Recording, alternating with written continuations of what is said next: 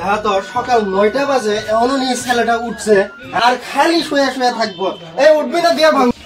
কি হয়েছে সকাল সকাল ডাকতেছে? কি হয়েছে মানে সকাল 10টা বাজবো এখন, এখনো তোর কি খবর আছে? তোর যে আজকে রেজাল্ট দিব এটা কি তোর যাওয়া লাগবে না? ঠিক আছে আমি গোসল করে যাইতাছি। কি হইলো বাবা, তোমার মুখে চরক পড়ছে কি? তোমার রেজাল্ট কি? বাবা ওই ফারে মাস্টার ছেলেও ফেল করছে। মাস্টারের ছেলে ফেল করছে বুঝলাম, তোমার রেজাল্ট কো বাবা? বাবা আমাদের গ্রামে চুইদারের ছেলেও ফেল করেছে। চুইদারের ছেলে ফেল করছে তোমার রেজাল্ট জিজ্ঞাসা করতেছি আমি। তোমার রেজাল্ট শোনার জন্য আমি অস্থির হয়ে আছি। তোমার রেজাল্টটা কো বাবা? ফেল করছিস তুই?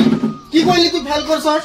তোর চাচাতো ভাই দেখলি 95 নিয়ে পাস করছে আর তুই ফেল করছিস। তোর এই বাড়িতে কোনো জায়গা নাই, তুই এখনই আমার ঘর থেকে চলে যা। যা, তোর জায়গা নাই এখানে। দাঁড়াও কি হয়েছে? একবার ফেল করেছে, সামনে আবার ভালো করে দিবনি।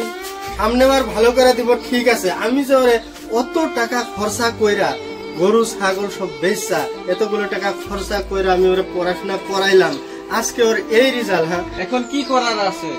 নিজের ছেলেকে এইভাবে বাড়ির থেকে বাই করে দেয় মানুষে। এখন আর কি করা যাবে? এখন তো রেজাল্ট খারাপই করছে, এখন তো আর কিছু করার মতন নাই।